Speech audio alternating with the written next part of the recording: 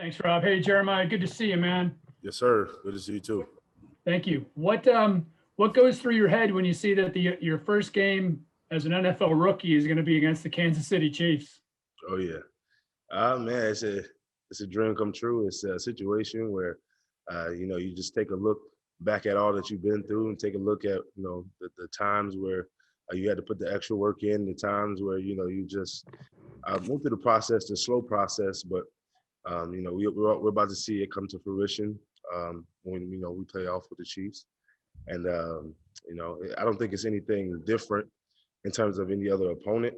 But as everybody knows, the Chiefs is a really good team, and we're just gonna not talk much about it in terms of who they are, but really talk about ourselves and focus on ourselves, and that's just what I'm planning to do in terms of playing in that game.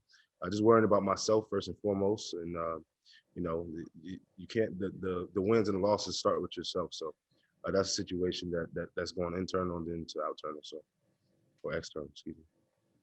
Hey, so since we talked to you last, the report came out about the heart condition leading into the draft, and I was just wondering, how was that a scary time for you when you learned about that? Obviously, the Browns had no issues; otherwise, they wouldn't have taken you or moved up to take you. So, can you just take us through how that unfolded and how tough that was?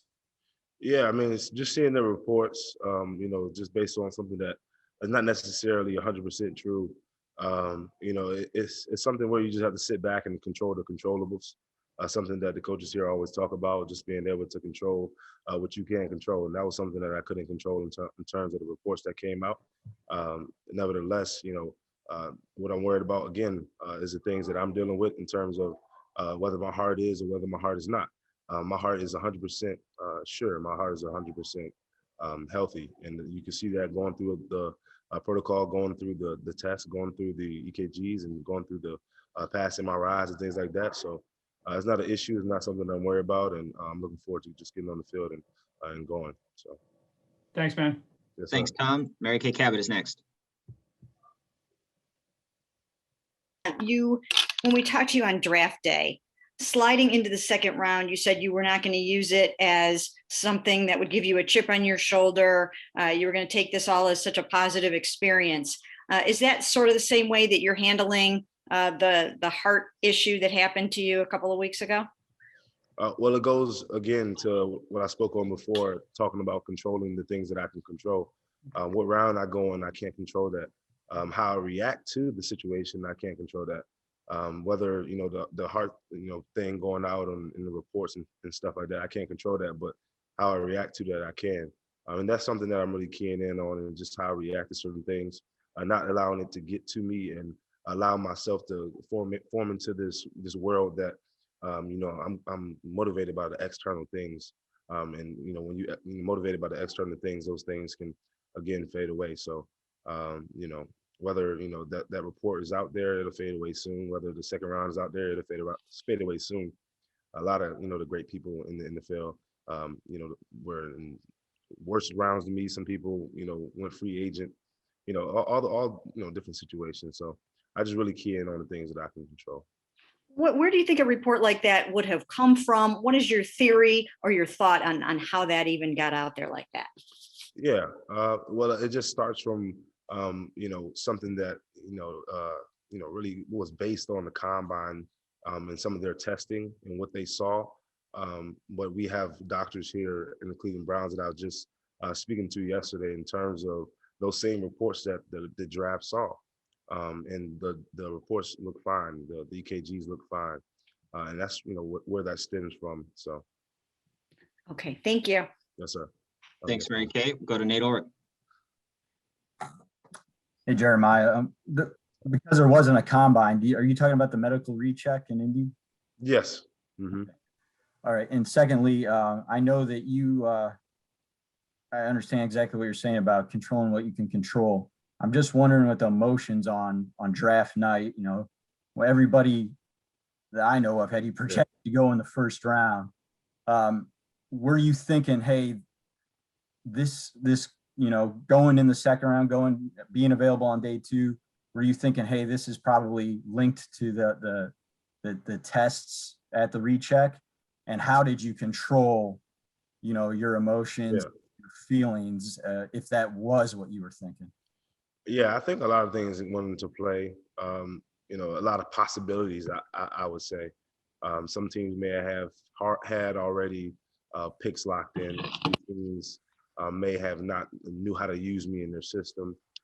Some teams may have looked at the heart situation and just went off of that. So it's a lot of possibilities when you're talking about, a team not really taking you, whether they think, something is going on.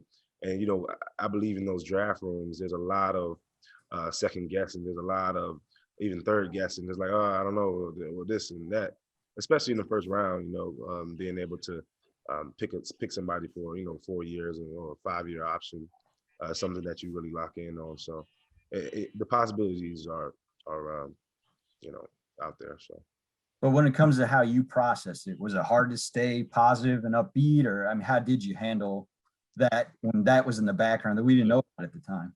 Yeah, absolutely. I mean, was it hard to stay positive? I don't think it was hard to stay positive, just because I knew the work that I put in, just because I know my talent, I know how hard I work, I know what I deserve. Whether the teams think that, whether other people think that, that's up to them to decide. But all that I needed was an opportunity, and that's what I had envisioned in my mind.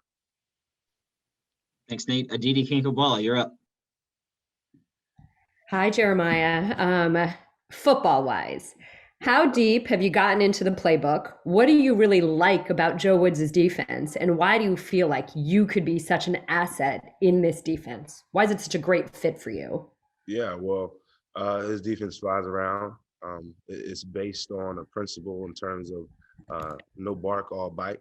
It's based on the principle of attacking the ball, based on principles of really relying on your brothers. And that's kind of a defense that I've always played in terms of Notre Dame and things like that. And I think as we see that Notre Dame defense was successful and going into this defense, it's a lot of, a lot of disguise, a lot of things that, coaches doing within the defense. And I think just me and my versatility is used perfectly within the defense in terms of its principles, in terms of what he's looking forward to push. And if I can ask one more, the Browns have sort of changed their demeanor, their fortunes, their personality in a year. Yeah. Is there anything that while you've been here has thrown you by surprise, or, it's pleasant surprise? Either way, is there something that, you maybe didn't expect? Is there anything that I didn't expect? I don't know if it's anything that I didn't expect. Yeah, I mean, honestly, I don't think so. When I got here, I saw how gritty, the team is, and just the posters around, just walking around, is really set on being a difference changer, being a difference maker. So, I mean, I don't think there's anything that caught me off guard. Like, oh, wow, I didn't know that was the case. Because I kind of, studied a little bit prior to coming. So I don't think it was anything that was just too much. Thank you. Yes, ma'am. Thanks, Aditi. Dan Lobby, go ahead. Hey, Jeremiah, I know you haven't really been around these guys a lot, but what are your impressions of this coaching staff and kind of what you have gotten to know about them so far? Yeah. I guess a word would be, or a few words would be attention to detail, I think is the thing that stands out when I just evaluate all the coaching staff here, from the special teams to the performance to the support staff. Everybody here is really keyed on the details within the field of study that they're in, whether it's medicals, whether it's athletics, or whether it's just support in terms of player development. Everybody's really focusing on the details, and that's something that I really like to key in on, with me being such an attentive player, with me being such a locked in player in terms of the details. And I think I fit right in, just speaking on the coaching staff. And I think that's something that stood out and stands out to me. So. And they were telling us after they drafted you that they got on that whiteboard right away to figure out how to use you. Have you gotten told how you're going to get used yet, or let in on any of that? Oh yeah, absolutely. I mean, it'll be similar, not too similar to the position I was playing at Notre Dame. It'll be a will linebacker, and and that's kind of where I'm working at right now. on third downs and things like that. That'll add more into it. But for right now, that's what I'm studying. Thank you. Yes, sir. Thanks, Dan. Tony Grossi is up. Hi, Jeremiah. Obviously, the Browns like your size and your speed, and I'm sure you're fine with it. The fact is, you may be the lightest linebacker in the NFL this year. Tell me why that may be an advantage or not a concern at all to you. Yeah. I don't think I'll be the lightest, but I can name it for you. But even with that, it is an advantage in terms of how the league is evolving in terms of a more pass-based league, in terms of more probably about 85% nickel third down defense. I think is an advantage because the offense, the way it's running in terms of more spread. I think it's an advantage because of how the league is moving forward, and just my skill set in terms of getting from point A to point B, in terms of slipping blocks, pressing blocks, and I think something I'll be looking forward to. And every number has a story. Why did you choose 28? Well, I chose 28 just first of all because it was the best option that I had, and trying to use mathematics and trying to figure out how can I equal this 6. I was trying to flip the 8 round with the -2, things like that, and to equal 6. But there's no real motivational story to it. I just like the number above the other numbers. So you didn't approach Baker Mayfield about Froze. All right, we're gonna. I thought it froze. Oh, no, it's good now. All right, we're gonna move on to Jeff Shadell. We're gonna take 3 more. After Jeff will be Aditi and Derek Forrest. Jeremiah, I was wondering, how long have you been here in Cleveland? Did you come right after the draft or when? Yeah, I came right after the draft, about 6 a.m. real early. I didn't even get a chance to, get no sleep or anything. But I came right after the draft.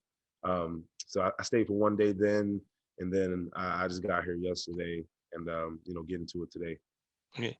And then the real question is, when we talked to you, you said you almost like had a premonition that you would be playing with the Browns. You talked about, watching, seeing how you would fit. How did that come about? Well, I used to be a Browns fan. Not used to, but I am a Browns fan. So that's really how that came about. But in terms of the teams that were speaking to me the most prior to, I was really studying up on those teams that were speaking to me the most, trying to get a head start and trying to, give myself a boost in terms of my transition to the NFL. Right. So what made you a Browns fan when you were a young boy? The colors. I like orange and brown. Honestly, when you're little, you don't really have anything to really based off of whether it's a player or colors or the mascot or stuff like that. So Thanks, Jeff. Aditi, you're up. Jeremiah, can you tell us what teammates have you spoken to, had interactions with? Have you gone out to dinner with anyone? Is anybody blowing up your phone? Is Myles Garrett really as huge as he looks in pictures? Yeah, so I've spoken to a lot of guys on the team already. Denzel Ward, Mac Wilson. I spoke to a lot of the rookies as well. A lot of funny guys already, man, and really guys that are open to learning more, open to learning their brothers, and open to learning even the sisters, which we refer to as sisters in terms of the people that's within the organization, the managers, the trainers. And really a good group here, really a good group that reminds me a little bit of Notre Dame in terms of the brotherhood, in terms of just the openness and the relatability. So